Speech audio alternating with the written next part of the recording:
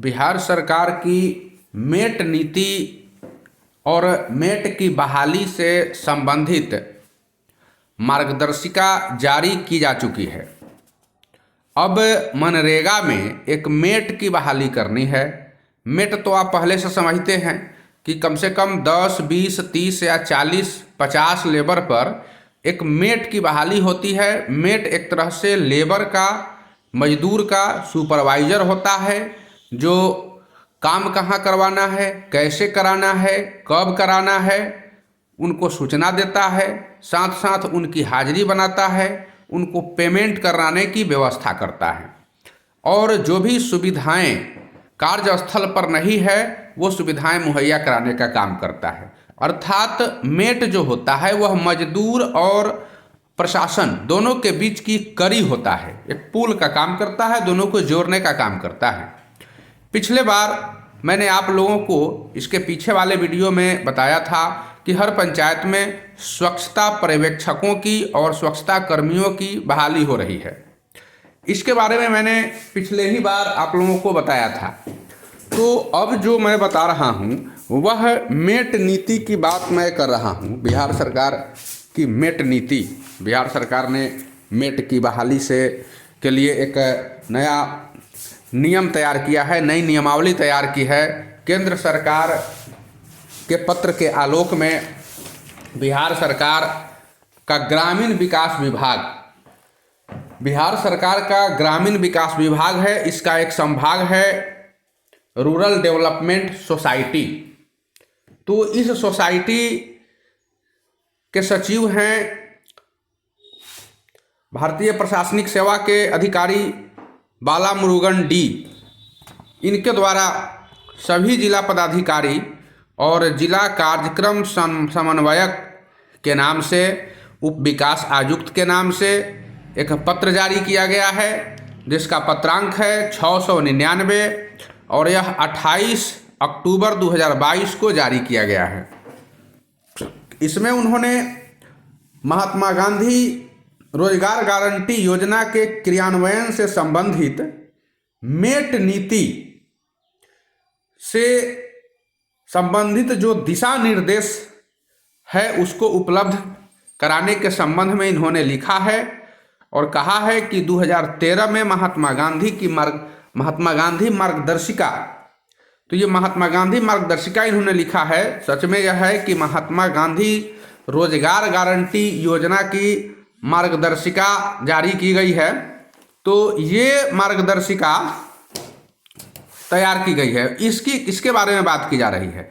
Master circular 2021-22 में मनरेगा के क्रियान्वयन में मेट व्यवस्था का जो प्रावधान है, इसके आलोक में मनरेगा योजना के कार्यान्वयन में श्रमिक समूहों के माध्यम से, मतलब मजदूरों का जो समूह है उसके माध्यम से या फिर जीविका के माध्यम से ससमय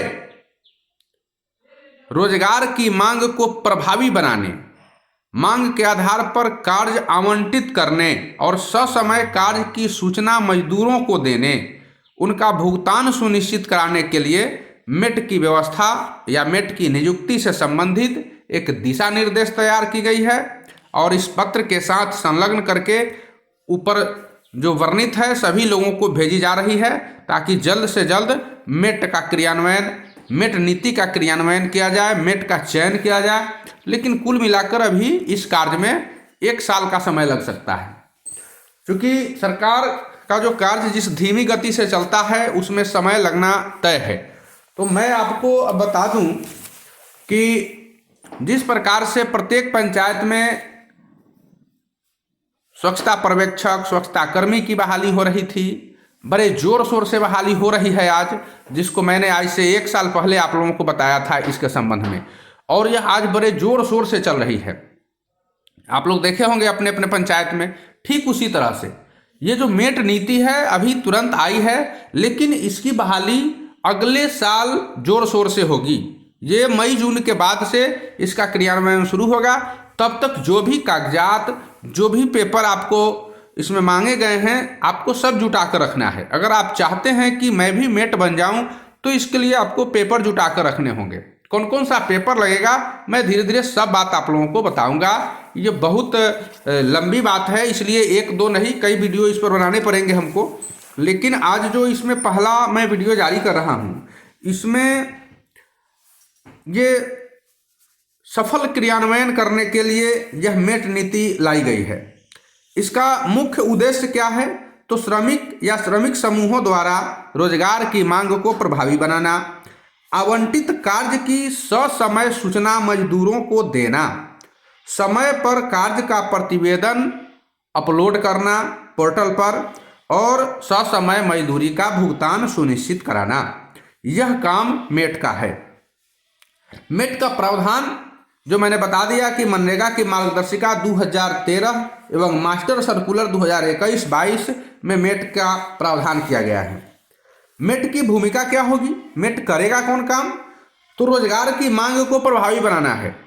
प्रत्येक मजदूर से फॉर्म भरवा कर रख लेना है, उसको पोर्टल पर चढ़ाना है और पोर्टल के माध्यम से और वेबसाइट के माध्यम से ही कार्य का डिमांड होगा और कार्य उपलब्ध कराना है। मांग के आधार पर कार्य का आवंटन करना है। जितने मजदूर काम करने के लिए इच्छुक हैं उनको कार्य आवंटित करना है। आवंटित कार्य की समय पर सूचना मजदूरों को देनी है कि फलाने जगह पर और इतने तारीख से काम शुरू होगा। उन्होंने मजदूर किन किन मजदूरों से काम कराना है, तो जिनसे काम कराना है उन मजदूरों को सूचना देनी पड़ेगी और समय पर कार्य का प्रतिवेदन फोटो सहित पोर्टल पर अपलोड करना है। समय पर मजदूरी का भुगतान सुनिश्चित कराना है। तो यह काम है मेट का। कार्यों को जो कार्य संपन्न किए जा रहे हैं उनका बेहतर पर्यवेक्षण करना है, देखरेख करना है, गुणवत्तापूर्ण परिसंपत्तियों का सृजन करना है। जो कुछ नया बन रहा है, रोड हो, नाला हो, कुछ मकान हो, तो सबका सृजन करना है और गुणवत्तापूर्ण, मतलब खराब नहीं, ऐसा नहीं कि उसमें सीमेंट की मात्रा कम हो जाए, बालू की मात्रा अधिक हो जाए, तो खराब नहीं करना है, गुणवत्तापूर्ण काम करना है। कार्यस्थल पर सुविधाएं मुहैया कराना है, जो मजदूरों के लिए पीने का पानी हो, बच्चों को खेलने के लिए हो या छाया की व्यवस्था करनी हो, तो यह सब काम मेट को कराना है और समय पर काम पूर्ण हुआ कि नहीं इसको भी सुनिश्चित करना है। मेट का चयन किन लोगों को किया जाएगा, मेट के रूप में जिन लोगों का चयन किया जाएगा उनमें किनको प्राथमिकता मिलनी है, तो आइए इसको जान लीजिए कि इसमें 50% महिलाओं को ही मेट बनाना है। जितने भी मेट बनेंगे आधा रिजर्व है महिलाओं के लिए, आधा से कम महिलाएं नहीं हो सकती है। इसके साथ विकलांग व्यक्तियों को इस मेट में प्राथमिकता मिलेगी। जो लोग विकलांग हैं उनको मेट में प्राथमिकता मिलेगी। इसलिए जितने भी विकलांग हैं आप लोग स्वच्छता पर्यवेक्षक के लिए प्रयास नहीं कीजिए, क्योंकि उसमें दौड़ने का काम है, पूरे पंचायत में घूमने का काम है, मोटरसाइकिल भी चलाना है और इसमें आपको एक जगह बैठकर काम करना है। इसलिए विकलांग लोगों के लिए बहुत ही बेहतर चीज़ है ये और उनके लिए एक बढ़िया नीति सरकार ने लाई है, एक अवसर कहा जाए, बढ़िया अवसर आया है उनके लिए। ट्रांसजेंडर और किन्नरों को भी प्राथमिकता मिलेगी।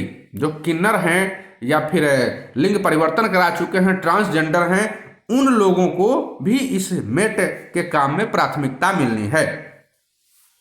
मेट के लिए पात्रता क्या क्या होगी, क्या क्या योग्यता आवश्यक है मेट के लिए, तो महिला, ट्रांसजेंडर और दिव्यांग इनको प्राथमिकता मिलेगी। जीविका से जुड़ी हुई महिलाओं को प्राथमिकता मिलेगी। मनरेगा में पूर्व से कार्यरत महिलाओं को तथा जो महिला अपने परिवार की मुखिया है उन लोगों को प्राथमिकता मिलेगी। अब योग्यता कौन कौन सी होनी चाहिए और कार्य का अनुभव कितना होना चाहिए मेट के लिए, तो पैनल निर्माण करना है। जब पैनल निर्माण किया जाएगा उस वर्ष की 1 जनवरी को मेट की उम्र कम से कम 18 वर्ष होनी चाहिए। कम से कम 18 वर्ष होनी चाहिए 1 जनवरी को उस साल की। दूसरा कि न्यूनतम कम से कम 8वीं पास हो, कम से कम उनको 8वीं पास होना जरूरी है, न्यूनतम योग्यता 8वीं पास हो।